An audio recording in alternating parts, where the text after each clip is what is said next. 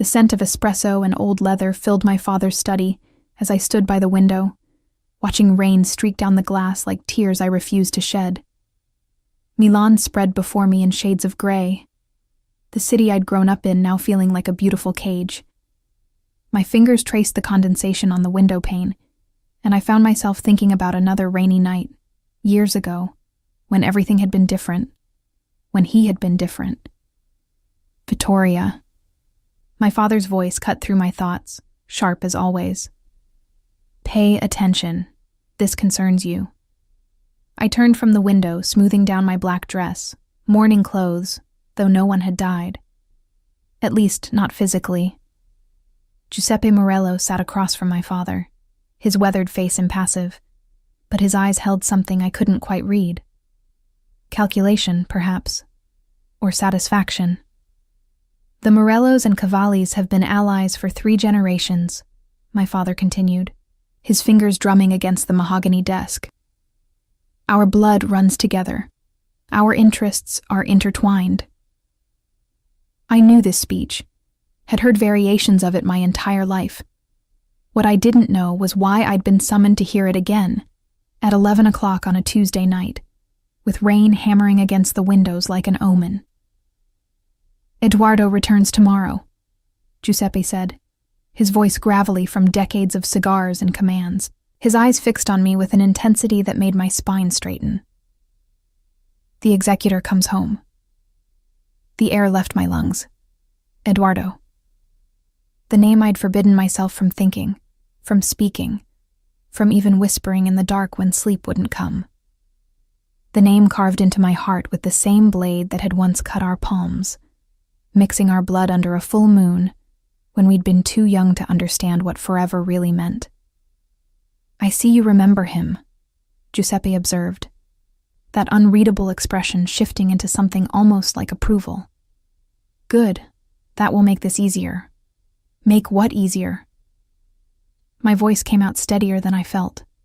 Years of training, how to hold your head high when your world is crumbling, how to smile when you want to scream, how to be a Morello princess even when you're dying inside. My father stood, moving to the bar to pour amber liquid into crystal glasses. You and Eduardo made a promise once, a blood oath, ice spread through my veins. We were children. You were 15, Giuseppe corrected, old enough to understand the weight of a blood debt in our world, old enough to know that such promises are binding. I had been 15. Eduardo had been 16. We'd hidden in the old chapel on the Morello estate, the one no one used anymore except for storing wine and forgotten memories. The moonlight had streamed through broken stained glass, painting his face in shades of blue and silver as he'd looked at me like I was something sacred. Swear it with me, Vittoria, he'd whispered, his voice rough with emotion I didn't yet understand. Swear that you're mine and I'm yours. Forever. The knife had been cold against my palm. His hand had been warm when it closed over mine, our blood mingling, dripping onto the stone floor like a sacrament. Forever, I'd breathed, believing it with every fiber of my being. The boy who left is not the man who returns, my father said, handing Giuseppe a glass. Eduardo Morello has become one of the most feared men in Europe.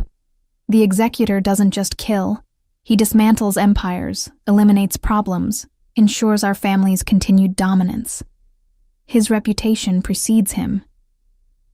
And he's coming to collect his debt, Giuseppe added, his eyes never leaving my face. He's coming for you, Vittoria, as was always meant to be. No, the word escaped before I could stop it. I won't. You will. My father's voice was iron. This isn't a request. The alliance between our families is strengthened by this union. Your marriage to Eduardo has been expected since you were children.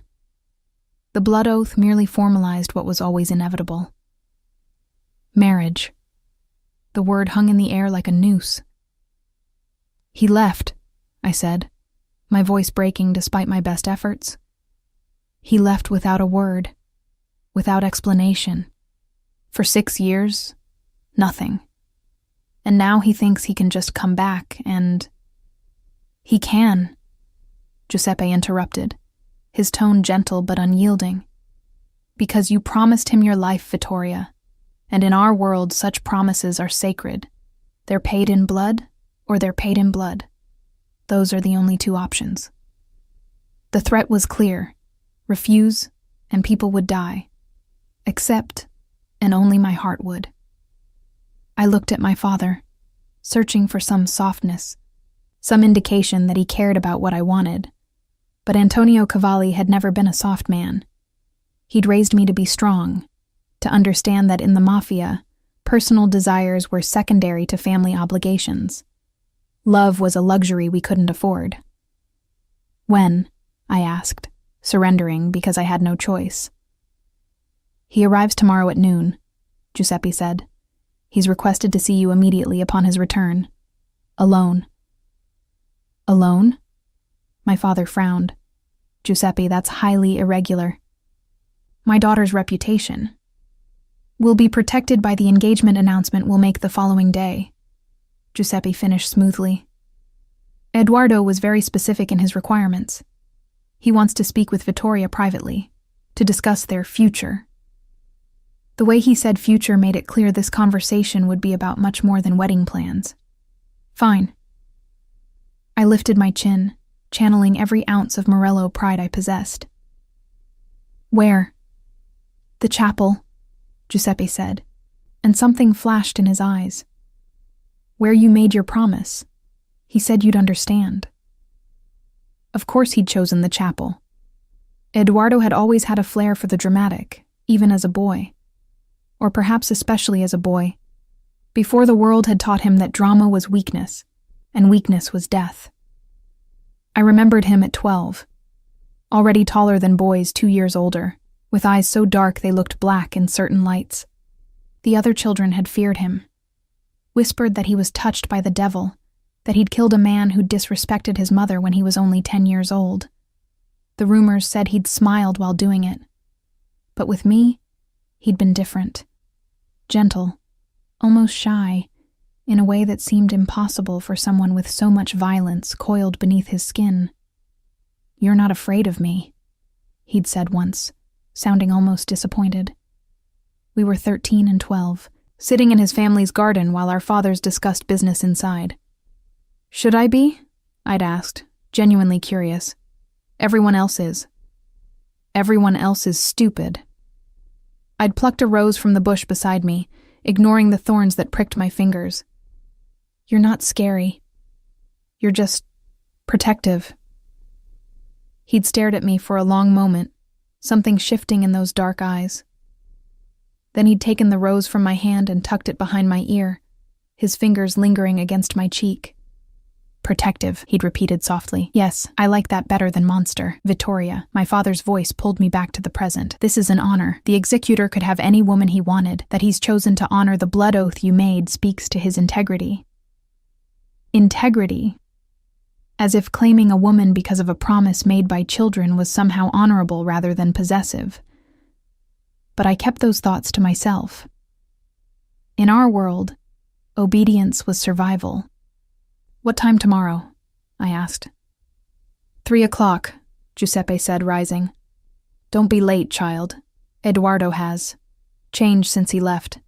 He's not known for his patience anymore. After they left, I remained in my father's study, staring at my reflection in the darkened window. 21 years old, and my life had been decided by a promise made when I was 15. A promise sealed in blood to a boy who no longer existed. The executor was coming home, and I had no choice but to face him. And I didn't sleep that night. How could I, knowing that in less than 12 hours I'd see him again?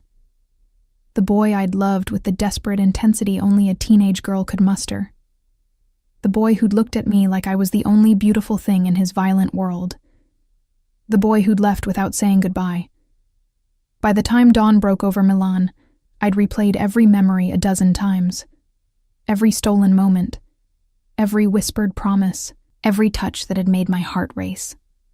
And the final memory, the one I'd tried so hard to forget. The night before he left, though I hadn't known it then. We were in the chapel again, our sanctuary, our secret place. 16 and 15, standing so close I could feel the heat radiating from his body. "One day," he'd said, his thumb tracing my bottom lip, "I'm going to marry you, Vittoria Cavalli. And when I do, the whole world will know you're mine." "I'm already yours," I'd whispered back. "The blood oath." "Forget the blood oath." His voice had been fierce, almost desperate. "I don't want you because of a promise, Bella. I want you because you're the only person who sees me. Really sees me. Not the monster everyone else sees. Just me." I'd kissed him then, standing on my toes to reach his lips, and he'd groaned like I was undoing him. His arms had come around me, pulling me so close there was no space left between us. "Eduardo," I'd breathed against his mouth. "Say it again." "Eduardo." Again. "Eduardo, Eduardo, Eduardo." He'd kissed me harder, deeper, stealing my breath and my sense until all I knew was him. The taste of him, the feel of him, the way he trembled slightly, as if I were something precious he was afraid to break. The next morning, he was gone. No note, no explanation, just gone. His father had said Eduardo was being trained, prepared for his role in the family, that he'd return when he was ready. 6 years of silence suggested he hadn't been ready, or perhaps he simply hadn't cared. I dressed carefully for our meeting, choosing a simple black dress that showed nothing but suggested everything.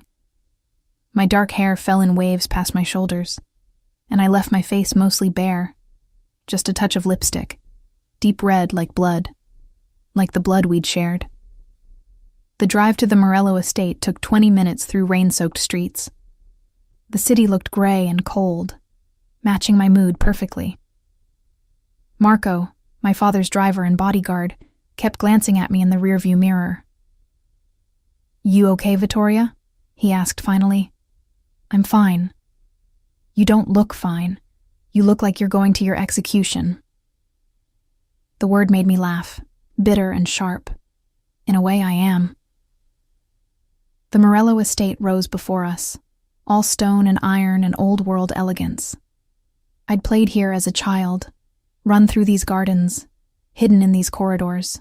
It had felt like a second home once. Now, it felt like a mausoleum. Giuseppe met me at the door, his expression grave. "He's waiting in the chapel. Go alone," as he requested. I nodded, my throat too tight for words. The walk to the chapel felt endless. Through the main house, down the covered walkway, across the garden where roses bloomed even in October.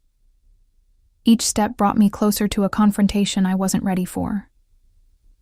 The chapel door stood open, and I paused on the threshold, my heart hammering so hard I thought it might break through my ribs. He stood with his back to me, looking up at the broken, stained glass we'd once found so beautiful. Even from behind, I could see he'd changed. Taller, broader through the shoulders, every line of his body speaking of coiled strength and barely restrained violence. "Eduardo," I said, my voice barely above a whisper. He turned, and the world tilted beneath my feet. He was beautiful in the way dangerous things are beautiful, like a blade catching the light, like a storm rolling across the sea, breathtaking and terrifying in equal measure. The boy I'd loved had been handsome, all sharp angles and dark intensity. The man before me was devastating. His face had hardened into something crueler, more refined. The softness I remembered was gone, replaced by edges that could cut. His dark hair was shorter now, styled back from a face that belonged on Renaissance statues, if those statues had been carved to inspire fear rather than admiration. But it was his eyes that stopped my breath. Still black, still bottomless, but cold now, so cold I could feel the chill from across the chapel. "Vittoria." My name in his mouth sounded like a prayer and a curse. His voice had deepened, roughened, carrying an accent that was more pronounced than I remembered. As if he'd spent these years somewhere that had stripped away the polish, leaving only raw edges. You came back. I hated how my voice wavered. I told you I would. He moved toward me with fluid grace, each step measured, predatory. Did you doubt me? You left without a word for 6 years. Yes, I doubted you. Something flickered in his eyes, too fast to identify before it was locked away behind that impenetrable coldness. I had my reasons. I'm sure you did. I forced steel into my spine, into my voice. I was a Cavalli. I didn't cower, even before men who looked at me like I was prey. Your father said you wanted to see me, to discuss our future. Our future. He smiled, and it was nothing like the smiles I remembered. This smile was sharp, calculated. Yes, let's discuss that. He stopped 3 feet away, close enough that I could smell him. Not the boyish scent of soap and summer I remembered, but something darker. Expensive cologne with notes of cedar and leather, underneath something metallic that made me think of gun oil and danger. The blood oath still stands, he said, not a question. So I've been told. You don't sound pleased about that, Bella. The endearment made my chest tighten. Don't call me that. Why not? It's what you are. Beautiful. His eyes traveled over me slowly, thoroughly, like he was cataloging every change. More beautiful than I remembered, actually. You were a girl when I left. You're a woman now. And you were a boy. Now you're the executor. I couldn't keep the bitterness from my voice. They say you've killed over 100 men. 237. He said it casually, like discussing the weather. But who's counting? The number hit me like a physical blow. 237 lives ended by his hands. By hands that had once held mine so gently, that had trembled when they touched my face. Does that frighten you? He asked, tilting his head slightly. Should it? Everyone else is afraid of you, I said, echoing words I'd spoken years ago. But I'm not everyone else. No. He stepped closer, and I forced myself not to retreat. You're mine. You've always been mine, Vittoria. The blood we shared. We were children. We were old enough to know what we wanted. His hand came up, and I flinched despite myself. He noticed, and something dark crossed his face. I'm not going to hurt you. You already did. When you left.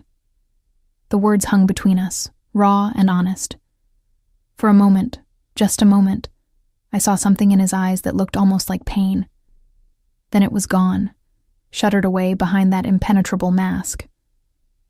I did what I had to do. His voice was flat, emotionless. And now I'm back to claim what's mine. I'm not yours to claim. Yes, you are. He was close now, so close I had to tilt my head back to maintain eye contact. You swore it. Your blood mingled with mine on this very floor. In our world, that's more binding than any contract, any law. You belong to me, Vittoria, and I've come to collect. And if I refuse? His smile widened, showing teeth. You won't. The arrogance should have made me furious. Instead, I felt something else entirely, something warm and dangerous unfurling low in my stomach. How can you be so sure? Because I know you. His hand finally made contact, fingers trailing along my jaw with devastating gentleness. I know you used to sneak into the garden at midnight to look at the stars. I know you hate roses but love peonies.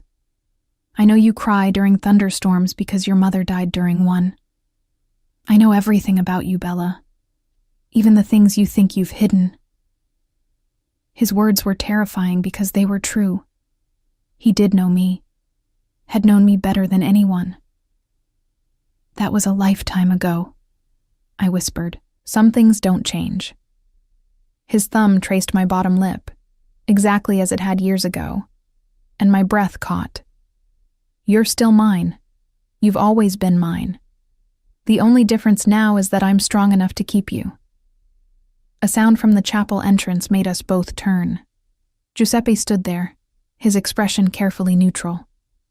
Forgive the interruption, he said. But Eduardo, there's someone here who demands to see you. She says it's urgent. She? I asked before I could stop myself. Isabella Romano, Giuseppe said, and I didn't miss the way his eyes flicked to me. She's quite insistent that she speak with you immediately. Eduardo's jaw tightened. Tell her to wait. She claims you promised her? I promised her nothing. His voice went cold, deadly. Tell her I'm busy. Who is Isabella Romano? I asked, though part of me didn't want to know. No one important. Eduardo's attention returned to me, but something had shifted. We're not finished here, Vittoria. Actually, we are. I stepped back, needing distance from his overwhelming presence. Your father wants to announce our engagement tomorrow. I assume you'll be there? Of course. Where else would I be? With Isabella Romano, perhaps. The words tasted bitter. His eyes narrowed. Are you jealous, Bella? Curious. There's a difference. Isabella is a complication that will be dealt with. She has no claim on me. Unlike me, you mean, since I apparently have your blood oath binding me to you forever. Exactly. He moved closer again, backing me against the stone wall. You're mine, Vittoria. No one else's. Not now, not ever. And tomorrow, when we announce our engagement, everyone will know it. What if I don't show up? Then I'll come find you. His voice dropped to a dangerous whisper. And when I do, I'll make sure you understand exactly what happens to people who try to run from me. I'm not the boy you remember, Vittoria. I'm the executor now. I don't ask. I take. He leaned down, his lips brushing my ear. Tomorrow. Noon. The Morello estate. Don't make me come looking for you. Then he was gone, leaving me trembling against the wall, my heart racing, my body betraying me with its response to his proximity. Giuseppe approached carefully. Are you all right, child? No, I pushed away from the wall, forcing my legs to hold me upright. Who is Isabella Romano? His expression grew troubled. She was close to Eduardo, during his time away.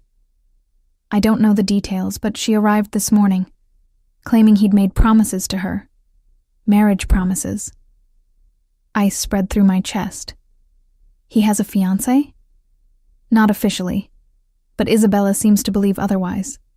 I laughed, bitter and sharp. Of course. Why should I be surprised? The executor takes what he wants. Consequences be damned. Vittoria, I need to go. I gathered what remained of my composure. Tell my father I'll be home for dinner. The drive back to my family's estate passed in a blur.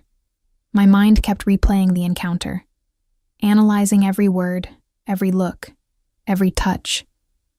Eduardo had changed. The boy who'd trembled when he kissed me was gone, replaced by a man who took what he wanted without hesitation. But underneath the coldness, I'd seen something. Brief flashes of the Eduardo I remembered. The way his hand had shaken slightly when he touched my face. The pain that had flickered in his eyes when I mentioned him leaving. He wasn't as unaffected as he pretended to be. The question was, did that matter? Flashback. 8 years ago. Vittoria, close your eyes, Eduardo said, his voice bubbling with barely contained excitement. We were 14 and 13. And he dragged me to the chapel with promises of a surprise. I closed my eyes obediently, trusting him completely. I felt him take my hand, leading me carefully forward. Okay, open them. I gasped. The entire chapel was filled with peonies. Hundreds of them, pink and white and cream, their sweet scent overwhelming. How did you? I remembered you said they were your favorite, he said, suddenly shy. I wanted to do something nice for you. Eduardo, this must have cost. I don't care about the cost. He stepped closer, his dark eyes intense. I'd give you anything, Vittoria. Anything you wanted. All you have to do is ask. I'd kissed his cheek then, and he'd turned bright red, stumbling over his words as he tried to act unaffected. The boy who blushed at a kiss on the cheek was gone. The man who'd returned didn't blush. He conquered. And I had 3 weeks to figure out how to protect what remained of my heart before I became Mrs. Eduardo Morello. The executor's wife. God help me. The engagement announcement was set for the next day at noon, to be held in the grand ballroom of the Morello estate. My father had already selected my dress, a deep burgundy silk that clung to every curve, the color of wine and blood and Morello tradition. I stared at it hanging in my closet, hating how beautiful it was, hating how part of me wanted to wear it for him. I was standing at my bedroom window, watching rain streak down the glass again, when my phone buzzed. An unknown number. The garden. Now. Come alone. E. My heart hammered against my ribs. It was past midnight. Everyone in my father's house was asleep. Going to meet Eduardo alone, in the dark, was reckless. I grabbed my coat and went anyway. The garden behind my family's estate was overgrown in places, wild roses tangling with more cultivated blooms. I found him near the fountain, rain dampening his dark hair, making it curl slightly at the nape of his neck. He wore all black, expensive, perfectly tailored, like shadows given form. You came, he said, not turning around. You commanded. I obeyed. Isn't that what you expect from your future wife? Now he turned, and even in the darkness, I could see the flash of anger in his eyes. Don't. Don't what? Pretend to be someone you're not. The submissive, obedient wife. He moved toward me, raindrops catching in his eyelashes. I don't want that from you, Vittoria. I never did. What do you want from me? The question came out more desperate than I intended. The truth. He stopped close enough that I could see water droplets sliding down his throat, disappearing beneath his collar. Did you wait for me? The question stole my breath. What?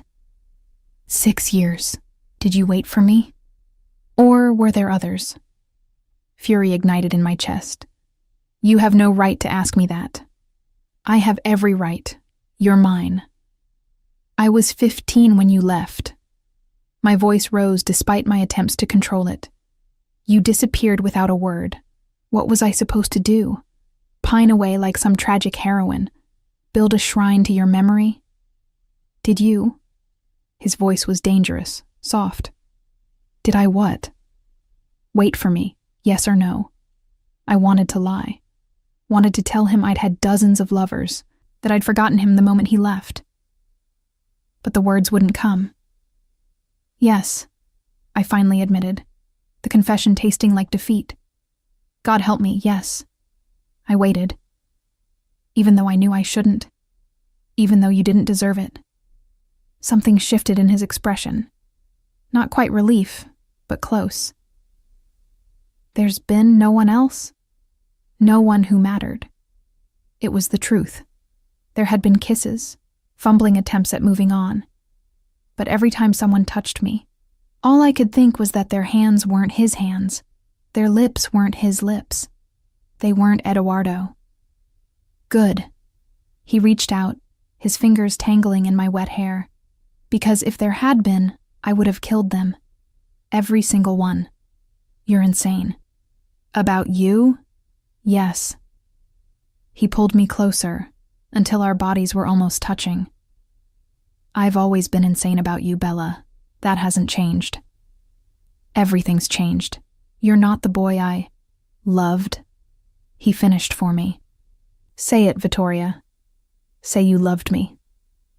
Flashback. 7 years ago. We were in his room, which I wasn't supposed to be in. 15 and 16, sitting on his bed while rain hammered against the windows. His parents were away. My father thought I was at a friend's house. Tell me something true, Eduardo said, lying beside me, our fingers intertwined. Something you've never told anyone else. I love thunderstorms, I whispered, even though they scare me, because my mother used to hold me during them before she died, and for those moments I felt completely safe. He was quiet for a long time. Then, I love you. My heart stopped. What? I love you, Vittoria Cavalli. I've loved you since we were children. I'll love you until I die. He rolled onto his side, his dark eyes intense in the lamplight. I know I'm not supposed to say it. I know it makes me weak. But it's true. You're the only good thing in my life. The only pure thing in this world of blood and violence. Eduardo. You don't have to say it back. I just needed you to know. In case something happens. In case... I kissed him to stop the words. Kissed him with all the desperate love a 15-year-old girl could feel. When we broke apart, we were both trembling. I love you too, I breathed against his lips. I love you too. I loved the boy you were, I told the man before me, pulling myself back to the present, but that boy is gone. No. His grip tightened in my hair, just shy of painful. He's not gone. He's just buried, under everything I've had to become. Why did you leave? The question I'd wanted to ask since the moment I saw him in the chapel finally escaped. If you loved me like you said, how could you just disappear?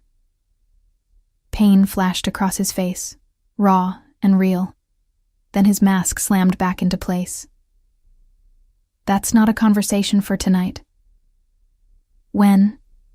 Then. When will you explain? After we're married? After you've locked me in a cage made of blood oaths and tradition? I've never wanted to cage you. His voice roughened. I want to protect you. From what? From everything. Everyone. His other hand came up to frame my face, both of us soaking wet now, rain plastering my clothes to my skin. You don't understand how dangerous our world has become. The families are fractured. New players are moving in. The peace our fathers maintained is crumbling. What does that have to do with us? Everything. He leaned his forehead against mine, and for a moment, he was just Eduardo again. My Eduardo. You're my weakness, Vittoria. You always have been. And in this world, weakness gets you killed. Understanding dawned, cold and sharp. You left to protect me. I left because my father told me that enemies had learned about you, about what you meant to me. They were planning to use you against me, against the family. His voice went hollow. They were going to take you, hurt you, make me watch, and then kill you anyway, just to prove they could. So you disappeared. So I became someone they couldn't threaten. Someone so terrifying, so ruthless, that the mere thought of crossing me would make them reconsider. His thumbs traced my cheekbones. I became the executor. I killed everyone who'd even thought about touching you.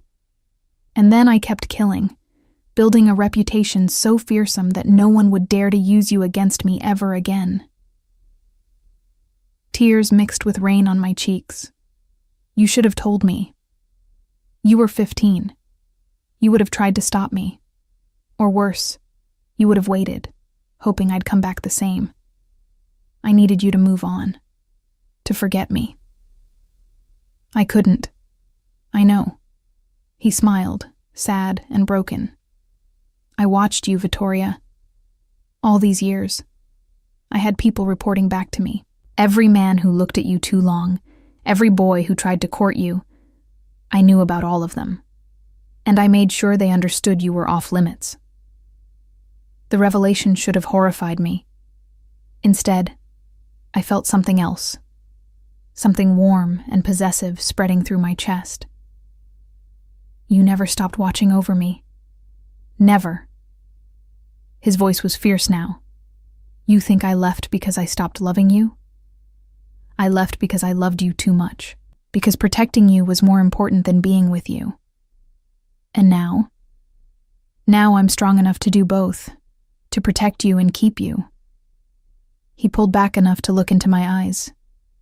Marry me, Vittoria. Not because of the blood oath. Not because our fathers arranged it. Marry me because you want to. Because what we had, what we still have, is worth fighting for. How can I trust you won't leave again? You can't. His honesty was brutal, but I can promise you this. If I ever have to leave, it will only be to protect you. And I will always come back. Always. I wanted to believe him. God, I wanted to believe him so badly it hurt. The engagement announcement, I said slowly.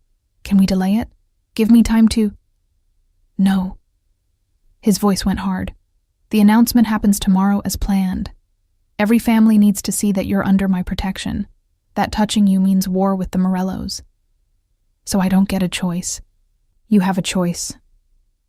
He released me, stepping back. You can fight this. Refuse to marry me. Try to run. His eyes went cold. But know that if you do, I'll hunt you down. I'll find you wherever you go. And when I do, I'll make sure you understand exactly who you belong to. That's not a choice. That's a threat. It's a promise. He reached into his jacket and pulled out a small velvet box. This was my grandmother's. She wore it for 60 years, married to a man who loved her so completely that when she died, he followed her 6 months later. They say Morello men only love once. But when they do, it's forever. He opened the box, revealing a ring that stole my breath. An emerald-cut ruby surrounded by diamonds, the deep red of blood against platinum. Tomorrow, I'll put this on your finger in front of everyone who matters in our world, and you'll smile and accept it, because you understand that this is the only way to keep you safe.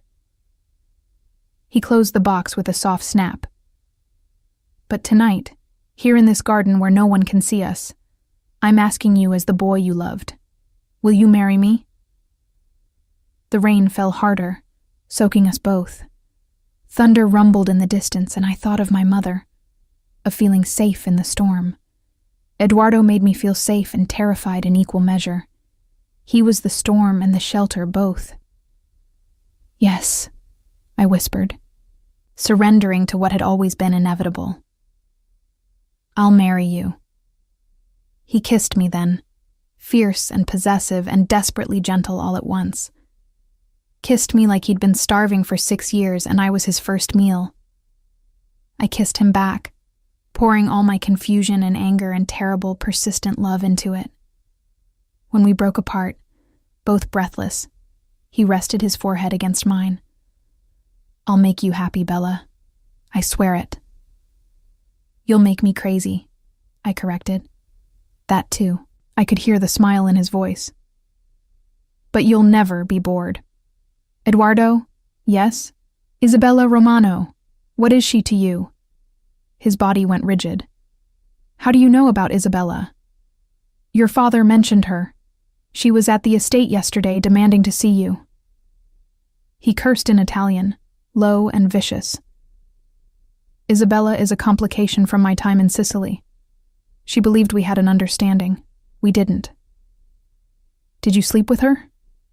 Does it matter? Yes. He sighed.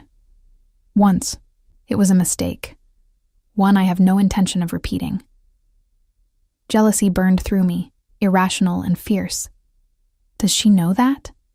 She will. I'll make it clear tomorrow. He cupped my face again.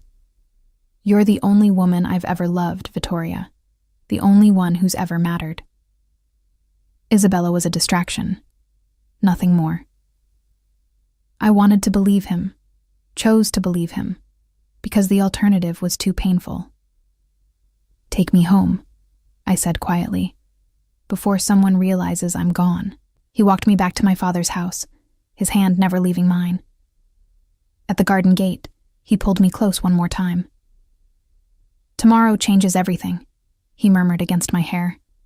"Are you ready?" "No," I admitted, "but I'll do it anyway."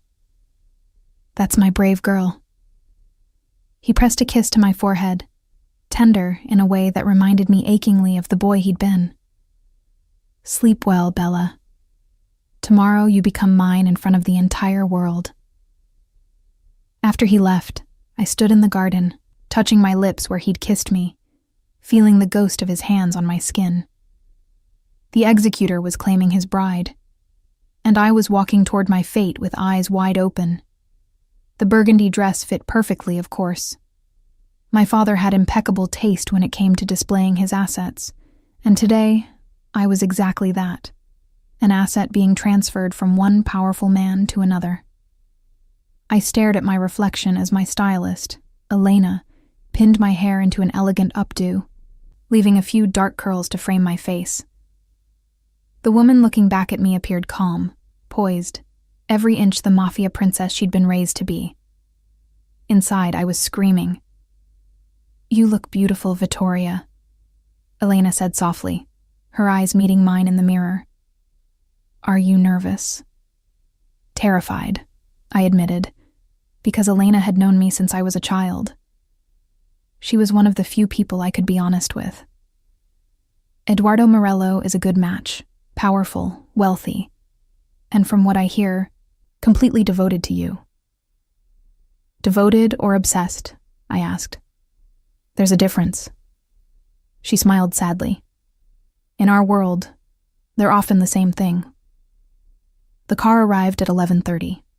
Black, sleek, bulletproof windows, because of course the executor's fiancé would need protection. Marco drove, but there was another man in the passenger seat I didn't recognize.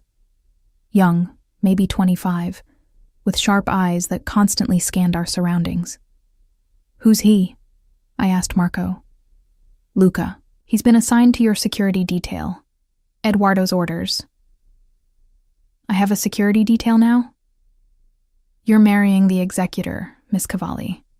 Of course you have a security detail." The Morello estate looked different in daylight. The gardens were perfectly manicured, the mansion gleaming white against the gray sky.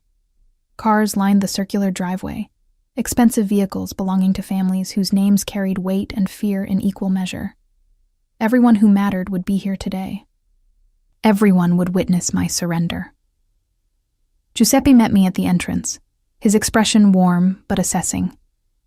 "Vittoria, you look stunning, child." Eduardo is already inside, speaking with some of the family heads. "He's eager to see you." "I'm sure he is," I murmured, allowing him to escort me through the marble foyer. The ballroom had been transformed. White roses and peonies everywhere, he'd remembered, with deep red accents that matched my dress. Crystal chandeliers caught the light, scattering it across faces I recognized. The Russos, the Benedettis, the Castellis, every major Italian family represented.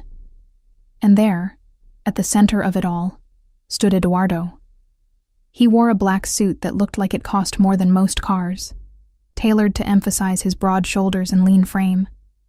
His dark hair was styled back, revealing the harsh beauty of his face. When his eyes found mine across the room, everything else faded. He moved toward me with that predatory grace, the crowd parting automatically. No one wanted to be in the executor's path. "Vittoria." He took my hand, raising it to his lips. The gesture was old-fashioned, almost courtly, but the heat in his eyes was anything but civilized. "You're exquisite." "You clean up well yourself," I managed, my voice steadier than I felt. "Shall we?" He offered his arm and I took it, feeling the solid strength of him beneath expensive fabric. We moved to the center of the room, and Giuseppe called for attention. The crowd quieted immediately, all eyes on us. "Thank you all for coming today," Giuseppe began, his voice carrying authority. "The Morello family is honored to announce the engagement of my son, Edoardo Morello, to Vittoria Cavalli, daughter of Antonio Cavalli. This union strengthens the bonds between our families and honors a promise made many years ago." A promise sealed in blood, he didn't say, but everyone knew. "The wedding will take place in 3 weeks," Giuseppe continued, "and we hope you'll all join us in celebrating the beginning of this new chapter." 3 weeks. I'd thought I had more time. Edoardo must have felt me tense because his hand covered mine where it rested on his arm, a gesture that could have been comforting or possessive. With him, it was always both. "Now, if you'll excuse us," Edoardo said, his voice cutting through the murmured congratulations, "I'd like a moment alone with my fiancé." He didn't wait for permission, simply guided me out of the ballroom and down a hallway I recognized. Toward his private study, the one place in the entire estate that had always been his sanctuary. 3 weeks? I asked the moment the door closed behind us. "That's barely any time to plan a wedding?" He moved to the bar, pouring amber liquid into 2 glasses. "My mother and yours have been planning our wedding since we were children. All that's left is to execute their vision." How appropriate, the executor executing a wedding.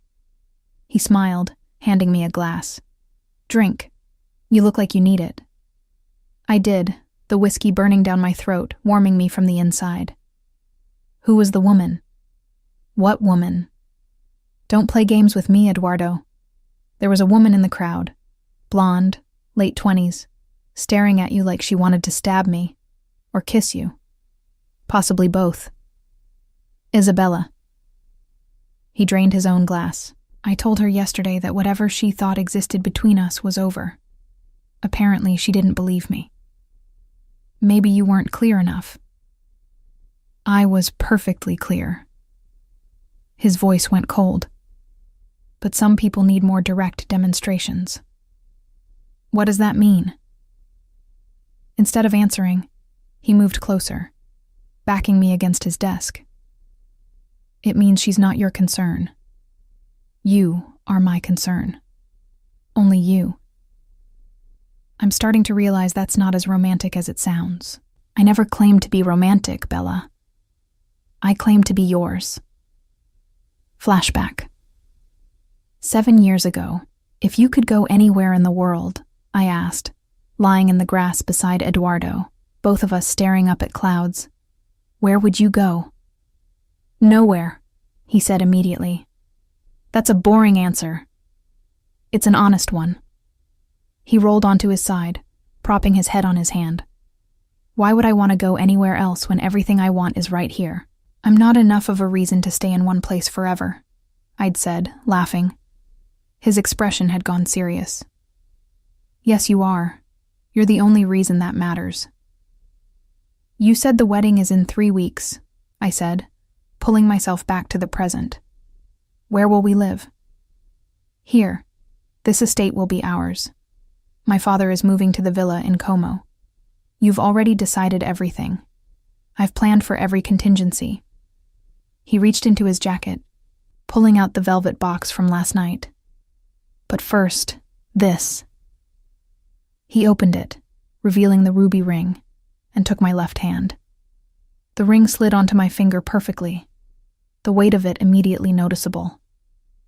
Not just because of the stones, but because of what it represented. Ownership, claiming, forever. "There," he said, his thumb stroking over the ring. "Now everyone knows you're mine." A knock at the door interrupted whatever I might have said. Edoardo's jaw tightened. "What?" he called out, irritation clear in his voice. The door opened, and a young woman entered. Not Isabella. This woman was dark-haired, beautiful in a sharp, dangerous way. She wore black, and I noticed the slight bulge at her hip that suggested a concealed weapon. "Forgive the interruption," she said, her accent marking her as Sicilian. But we have a problem. Chiara. Eduardo's voice went flat. This better be important. It is. Her eyes flicked to me, assessing. The Calabrians are here, uninvited, and they're asking about your fiancé. Ice spread through my veins. The Calabrian family was notorious, brutal, unpredictable, and currently at odds with the Morellos over territory disputes. How many? Eduardo's entire demeanor changed, the man I'd been talking to disappearing behind the executor's mask. 4, plus security. They claim they're here to offer congratulations, but they're here to assess her, to see if she's a viable target. He turned to me, his expression grim. Stay here, lock the door behind me. Don't open it for anyone but me or Chiara. Eduardo. This is not a request, Vittoria. His hand cupped my face, almost gentle. Do you understand? Lock the door. Wait for me. Before I could respond, he was gone, Chiara following. I locked the door with shaking hands, then moved to the window. From here, I could see the front of the estate.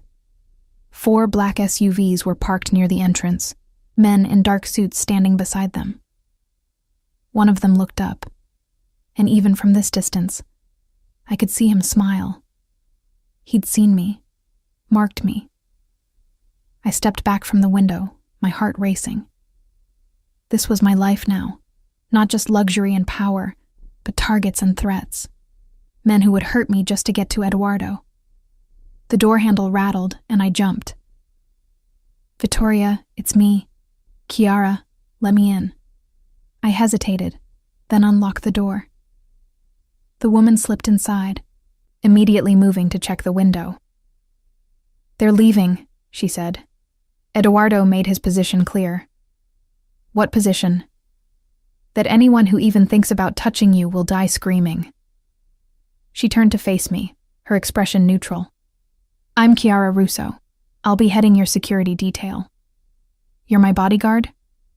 I'm your shadow. Wherever you go, I go. Whatever you need, I provide. And if anyone tries to hurt you, I put bullets in them until they stop moving. The casual way she said it made my stomach turn. That's not necessary. I can take care of myself. No, you can't. Her voice wasn't unkind, just factual. You're not trained for this world, Vittoria. You've been sheltered, protected. But now you're engaged to the executor, which makes you a target for every family that wants to undermine the Morellos. I'm here to make sure you survive long enough to walk down the aisle. This is insane. This is reality. She moved to the bar, pouring herself a drink. Get used to it. In 3 weeks, you'll be Mrs. Eduardo Morello, the executor's wife. Every decision you make, every person you speak to, every place you go, it all matters. It all has consequences. The door opened again, and Eduardo entered, his expression thunderous. He took one look at me and crossed the room in 3 strides, pulling me into his arms. Are you all right? He demanded. I'm fine. What happened? Nothing that concerns you. He pulled back, his hands framing my face. But this is why we're getting married quickly. Why you need security. The Calabrians are testing boundaries, seeing if you're protected, if you're weak. And they learned that you're neither. His eyes burned into mine. You're mine, Vittoria, and I protect what's mine with everything I have. No one will touch you. No one will hurt you. I'll burn this city to the ground before I let anyone take you from me. The intensity of it should have frightened me. Instead, I felt something else. Something warm and safe settling into my chest. The engagement party is still happening, he said. We need to go back out there. Show a united front. Show them that you're not afraid. I am afraid. I know. He pressed a kiss to my forehead. But you're brave enough to do it anyway. That's all that matters. As we walked back to the ballroom, his hand never leaving mine, Chiara following at a discreet distance, I realized something. I'd capitulated, surrendered, agreed to marry a man who terrified and fascinated me in equal measure. But maybe, just maybe, that surrender was its own form of power. Because the executor would protect me with the same ruthless efficiency he used to destroy his enemies. And in this world, that protection was worth more than freedom ever could be. The engagement party lasted hours, a parade of congratulations and thinly veiled threats disguised as well wishes. I smiled until my face ached, accepted kisses on both cheeks from men whose hands had blood on them, and pretended not to notice the calculating looks from women who wondered how I'd managed to catch the executor's attention. Isabella Romano was among them. She cornered me near the champagne fountain while Eduardo was occupied with business discussions. Chiara tensed beside me, but I waved her off slightly. I needed to handle this myself. "So you're the famous Vittoria Cavalli," Isabella said, her voice dripping with false sweetness. She was beautiful, all golden hair and perfect features, wearing a dress that cost more than most people's cars. "Eduardo has told me so much about you. Funny, he's told me almost nothing about you." Her smile tightened. "We were very close, in Sicily, during his time away. And yet, here I am wearing his ring, and you're—" I let my gaze travel over her deliberately. "Not. The ring doesn't mean anything. It's politics, family obligation." She stepped closer, her voice dropping to a whisper. "But what Eduardo and I had, that was real. That was passion. You're just the girl he made a promise to when he was a child. If that were true," I said calmly, though my heart was racing, "you'd be the one standing here as his fiancé. But you're not, which tells me everything I need to know about how real your relationship was. You don't know him, not like I do, not the man he became. You're right, I don't know that man."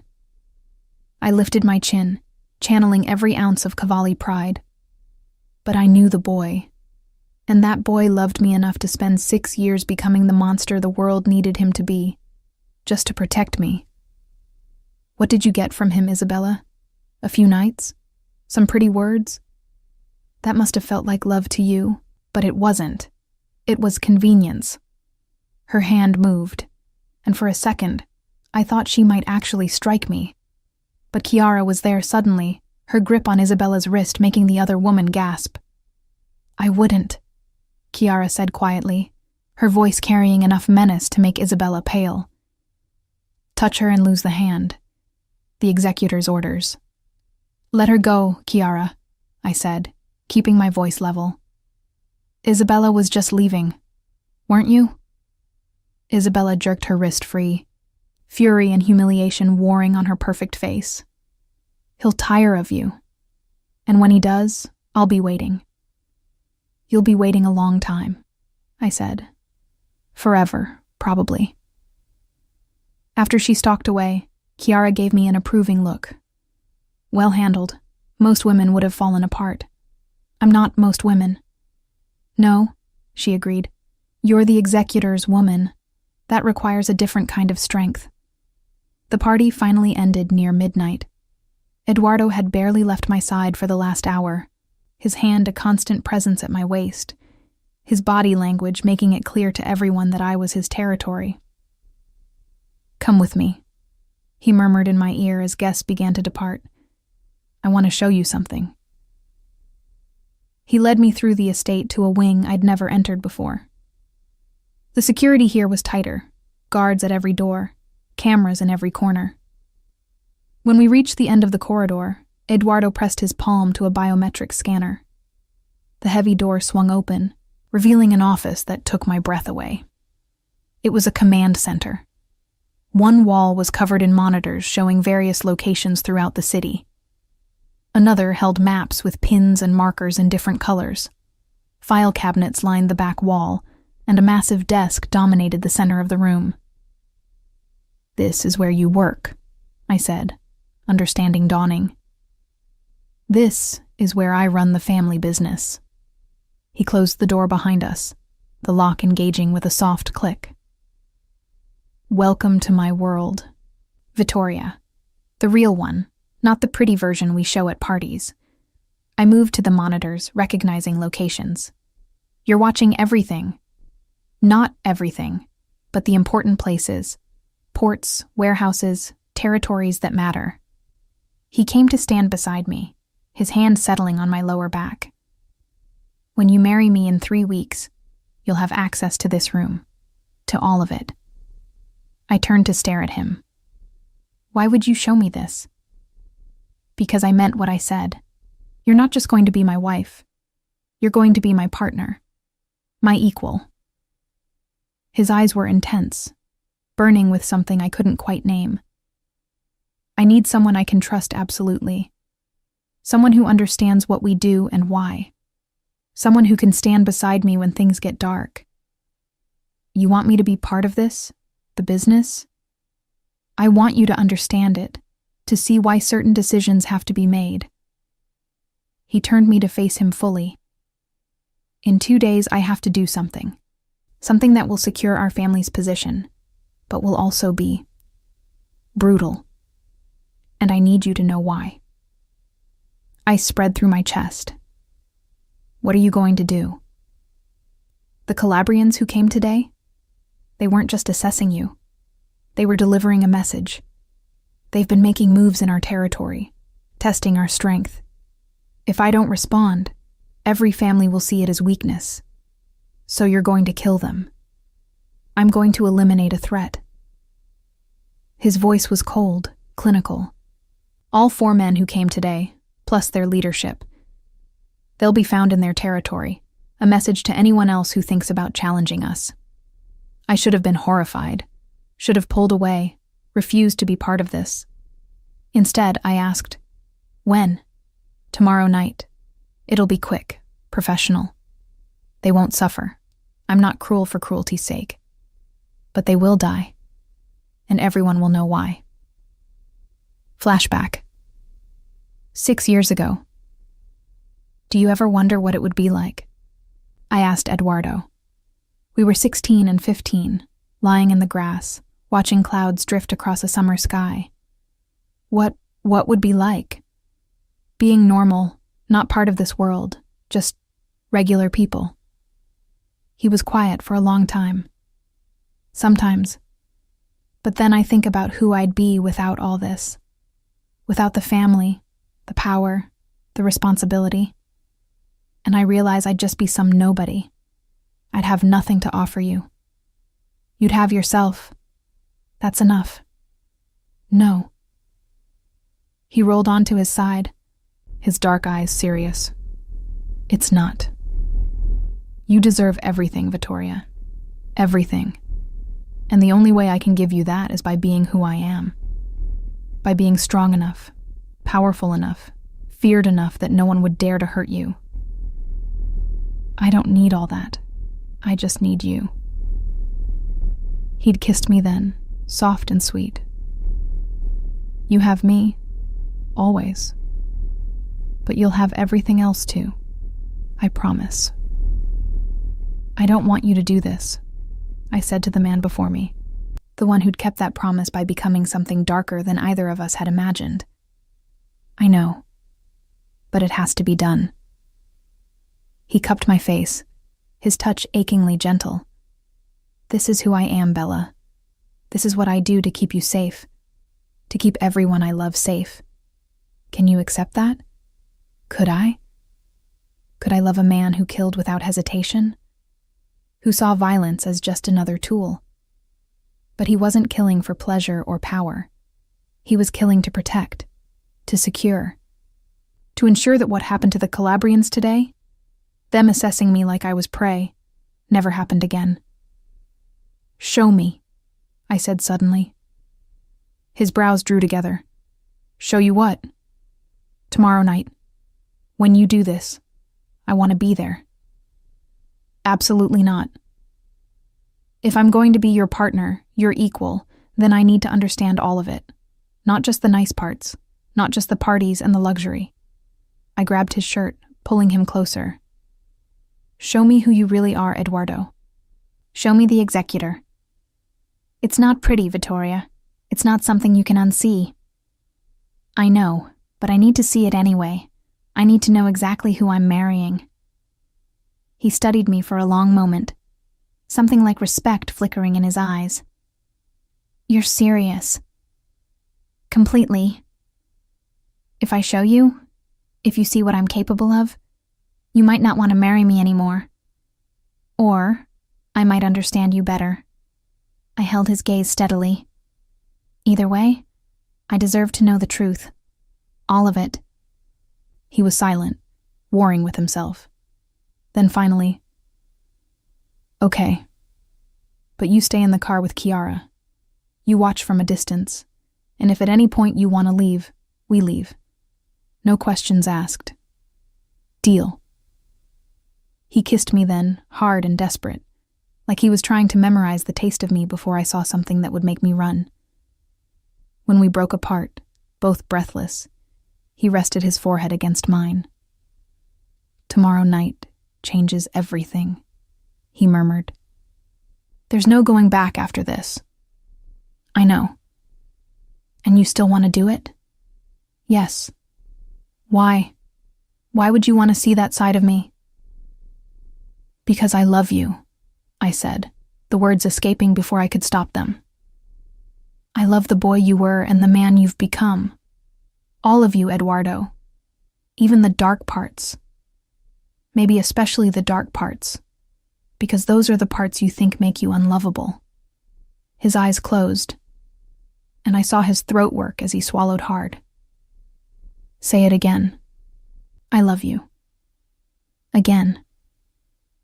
I love you, Eduardo Morello. I love you, and I'm going to marry you, and I'm going to stand beside you through everything, even the blood, even the violence, even the parts that terrify me. He pulled me close, burying his face in my hair, and I felt him trembling. I don't deserve you. Probably not. But you have me anyway.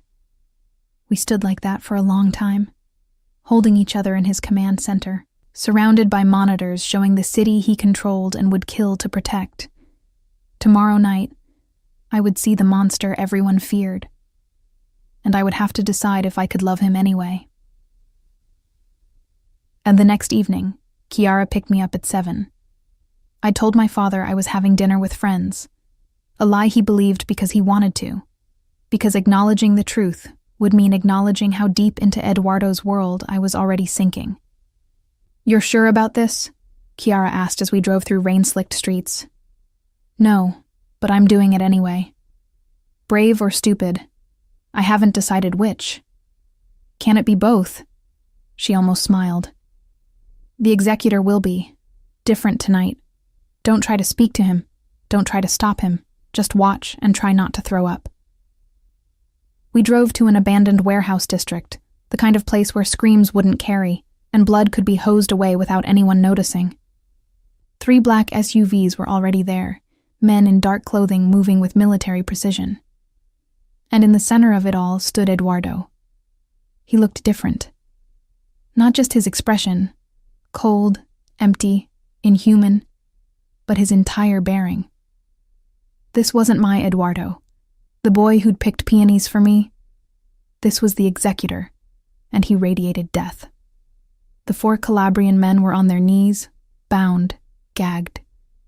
Even from the car, I could see their terror. Eduardo moved to stand before them, and though I couldn't hear his words, I saw his lips move. Saw one of the men try to plead through his gag.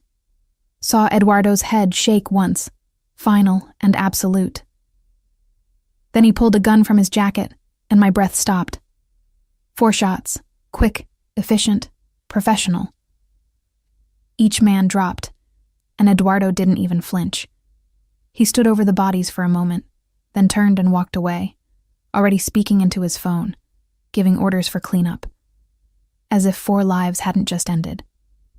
As if it meant nothing. Chiara's hand found mine. Breathe, Vittoria. Just breathe. I realized I'd been holding my breath, my vision swimming. He didn't hesitate. No. That's what makes him the executor. No hesitation. No mercy. Just efficiency. Eduardo was walking toward our car now, and I saw him transform. The monster fading, something more human sliding into place. By the time he opened the door and slid in beside me, he almost looked like himself again. Almost. "Are you all right?" he asked, his voice rough. I couldn't answer, couldn't form words. He reached for me and I flinched. Pain flashed across his face. "Vittoria." "Take me home," I whispered. "Please." The drive back was silent. When we reached my father's estate, Eduardo caught my hand before I could leave. "Do you still want to marry me?" he asked, his voice carefully neutral. I looked at him, really looked at him, at the man who'd just killed 4 people without blinking, who would kill hundreds more to keep me safe. "Ask me tomorrow," I said, "when I've had time to think. Tomorrow might be too late." "Then that's a risk you'll have to take." I left him sitting in the car, walked into my father's house, climbed the stairs to my room, and locked the door. Then finally, I let myself break. I didn't sleep. How could I, with the image of those 4 men falling burned into my retinas? Every time I closed my eyes, I saw Eduardo's face. Empty, cold, inhuman. The executor, not the boy I'd loved. By dawn, I still didn't have an answer to his question. Did I still want to marry him? My phone buzzed at 6 a.m. "Eduardo, I need to see you. It's important. The chapel, 1 hour." I should have ignored it. Should have taken time to process everything, to decide if I could live with a man who killed so easily. But I was already getting dressed.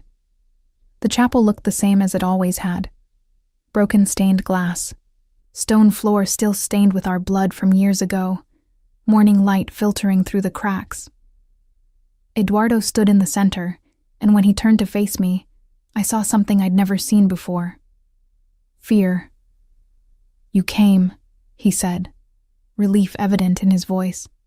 "You said it was important." "It is." He moved toward me, stopping just out of reach. "I need to explain. About last night. You killed 4 men without hesitation. What's there to explain?" "Everything." His jaw tightened. "Those men weren't innocent, Vittoria. They've been trafficking weapons to terrorist organizations, using our city as a distribution point. When they started operating in Morello territory, they knew the consequences. So you appointed yourself judge, jury, and executioner?" "Yes." No apology in his voice. "Because if I don't maintain order, if I let threats go unchecked, everything falls apart. And when things fall apart in our world, innocent people die. Women, children, people who have nothing to do with this life. That's convenient justification. It's the truth." He took a step closer. "I'm not asking you to approve of what I do. I'm asking you to understand why I do it. Every person I kill, every order I give, it's to protect something. To protect our family. To protect you." Flashback. 4 days before he left, 7 years ago. We were in his father's library, Eduardo teaching me chess. He was patient, explaining each piece's movement, but his mind was clearly elsewhere. "What's wrong?" I'd asked, moving my knight. "Nothing." "Liar. You've been distant all week." He'd captured my knight with his bishop, then looked up at me with haunted eyes. "What would you do if you had to make an impossible choice? Between protecting someone you love and being with them?" That's not a fair question. There shouldn't have to be a choice. But if there was, I'd thought about it carefully. I'd choose whatever kept them safest. Even if it hurt. Even if it meant losing them. Even if they hated you for it. Even then. I'd reached across the board to take his hand. Because love isn't just about being together. It's about wanting the other person to survive, to thrive. even if you're not there to see it." He'd stared at our joined hands for a long moment. Then he'd whispered, "I hope you remember you said that."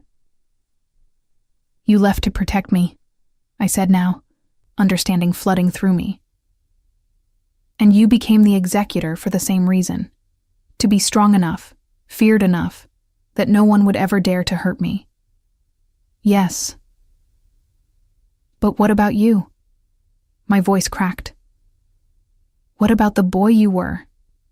The gentle, sweet boy who picked me flowers and blushed when I kissed his cheek? Did you have to kill him too?" Pain flashed across his face. "I didn't kill him. I buried him.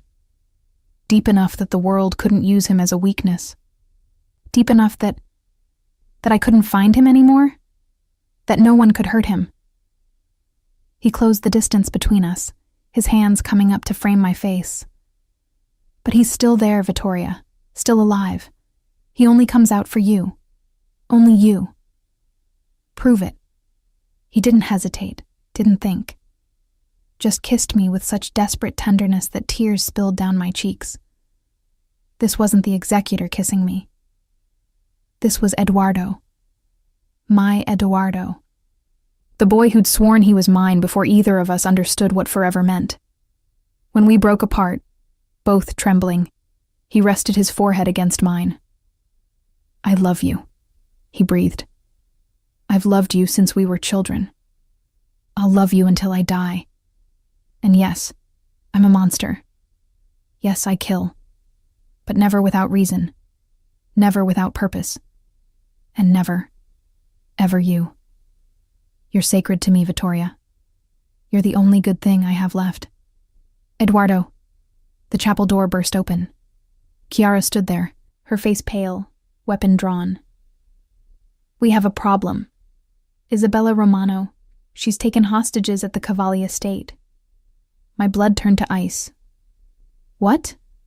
"She's demanding to speak with you and Eduardo. Says if you don't come within the hour, she starts killing people." Chiara's voice was grim.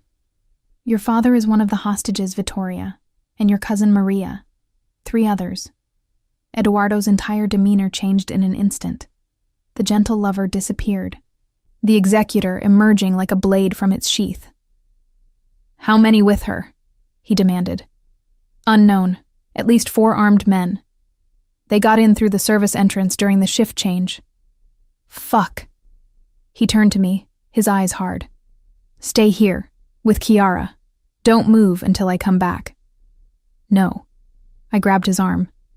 "If she wants both of us, we both go." "Absolutely not. I'm not putting you in danger. My father is in there. My family. I'm going. Vittoria, this is my choice. Eduardo, mine." I held his gaze steadily. "You asked me last night if I still wanted to marry you. Here's your answer. Yes. I do. I want to marry you, stand beside you, be your partner in all of this. But that means you don't get to shut me out when things get dangerous. We face it together." Something shifted in his expression. Pride, perhaps, or fear. Maybe both. "Together," he agreed finally. "But you follow my orders exactly. No arguments. No arguments." The drive to my father's estate took 12 minutes that felt like 12 hours. Eduardo made calls the entire way, coordinating his men, planning the assault. By the time we arrived, the property was surrounded by Morello soldiers. Giuseppe met us at the perimeter, his face grave. "She has them in the main dining room, 2nd floor. Says she wants to negotiate." "There's no negotiation," Eduardo said coldly. "She has 2 options, surrender or die." "Let me talk to her," I said. "She's doing this because of me. Let me try to end it peacefully." "No. Eduardo, if we go in with violence, people will die. My father might die. Let me try first."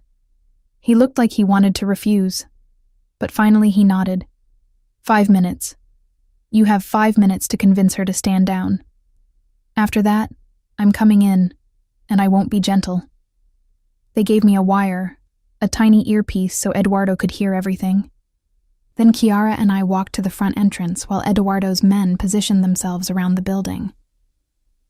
Isabella met us in the foyer. She looked different from the polished woman at the engagement party. Wild now, desperate, and holding a gun. "Vittoria Cavalli," she said, her voice shaking. "The famous childhood sweetheart. Do you know what it's like, loving someone who can't love you back? Who's so obsessed with a ghost from his past that he can't see what's right in front of him?" "I'm not a ghost, Isabella. I'm very real. You're a fantasy, an ideal he's built up in his mind over 6 years." She gestured with the gun toward the stairs. "Come. Let me show you what real love looks like." We climbed the stairs slowly, Chiara tense beside me. In my ear, I heard Eduardo's voice. "Stall her. Keep her talking. We're moving into position." The dining room had been transformed into a nightmare. My father was tied to a chair, his face bruised. My cousin Maria sobbed quietly, bound beside him. 3 staff members I recognized were similarly restrained. And standing over them, 4 armed men who looked more nervous than threatening. "These people," Isabella said, gesturing wildly. "They're your weakness, Vittoria. The ones you love. The ones Eduardo would kill to protect because you care about them. That's the only reason they matter to him. Because they matter to you. Isabella, please. Let them go. Whatever you want. I want him." Her voice rose, cracking. "I want Eduardo to look at me the way he looks at you. Like I'm his entire world. Like he'd burn everything down for me. He won't. He can't." I kept my voice gentle. "Because he doesn't love you, Isabella. I'm sorry, but he doesn't. He could. If you weren't in the way. Killing me won't make him love you. It'll just make him destroy you." She laughed, bitter and broken. "Then I'll die knowing I took something from him. Knowing I hurt him the way he hurt me." She raised the gun, pointing it at my father. "Move now," Eduardo's voice commanded in my ear. Everything happened at once. Windows shattered as Morello soldiers repelled into the room. Isabella spun, firing wildly. Chiara tackled me to the ground, covering my body with hers. Return fire erupted, deafening in the enclosed space. When the gunfire stopped, 3 of Isabella's men were down. The 4th had surrendered, hands up. And Isabella herself stood frozen, Eduardo's gun pressed to the base of her skull. "Drop it," he said, his voice deadly calm. "Or I paint these walls with your brain." The gun fell from her trembling hands. "Vittoria," Eduardo called, never taking his eyes off Isabella. "Are you hurt?" "No." I stood on shaking legs, Chiara helping me up. "I'm fine." "Good." To his men, "Cut them loose. Get the hostages medical attention. And take this one to the basement. I'll deal with her later." As they dragged Isabella away, still sobbing, Eduardo finally turned to me. In 3 strides he was there, pulling me into his arms, holding me so tightly I could barely breathe. "You scared me," he said roughly, his face buried in my hair. "When she pointed that gun at your father. When I thought she might." "I'm okay. We're all okay." He pulled back enough to look at me, his hands framing my face. "No more. No more danger. No more risks. You stay where I can protect you from now on." "Eduardo. I'm serious, Vittoria. I can't..." His voice broke. "I can't lose you. I'd rather die myself than watch you get hurt." I kissed him, soft and sure. "Then it's a good thing you're marrying me in 2 weeks, so you can keep me safe forever." 2 weeks is too long. His arms tightened around me. "Tomorrow. We get married tomorrow." "That's impossible. Nothing is impossible when you're the executor." He kissed me again, fierce and possessive. "Tomorrow you become my wife, Officially, legally, completely mine. No more waiting. No more chances for anyone to take you from me. What about Isabella? His eyes went cold. She threatened what's mine. There's only one punishment for that. Don't kill her. I grabbed his shirt. Please, she's broken and desperate, but she doesn't deserve to die. She pointed a gun at your father. At you. I know, but I'm asking you, as your future wife, as the woman you love, please, show mercy. Just this once. He was silent for a long moment, conflict warring on his face. Then finally, exile. She leaves Italy, never returns. If she ever sets foot in this country again, she dies. That's the only mercy I can show. Thank you. Don't thank me yet, Bella, because tomorrow, when you become my wife, you'll understand just how possessive I really am, how completely you'll belong to me. I already belong to you. The blood oath. Fuck the blood oath. He kissed me hard. You're mine because you choose to be, because you love me despite everything you've seen, because you're brave enough to stand beside the executor and call him yours. I do love you, all of you, even the dark parts. Then marry me tomorrow. Say yes. I thought about everything that had brought us here. The boy who'd picked me flowers, the monster he'd become to protect me, the blood we'd shared, and the future we'd build. Yes, I breathed. Tomorrow. Forever. Yes. The wedding was small, just family and a priest in the chapel where we'd made our blood oath. I wore white. Eduardo wore black. And when he slid his grandmother's ring onto my finger, I knew there was no going back. Not that I wanted to, because the truth was, I loved him. The boy and the monster both loved him with the same desperate intensity he loved me. When the priest pronounced us husband and wife, Eduardo kissed me like a drowning man finding air. Mine, he breathed against my lips. Yours, I agreed.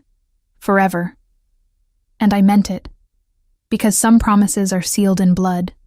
Some loves are written in violence and tenderness both.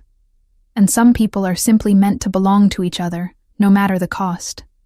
I was Mrs. Eduardo Morello now, the executor's wife, and I wouldn't have it any other way.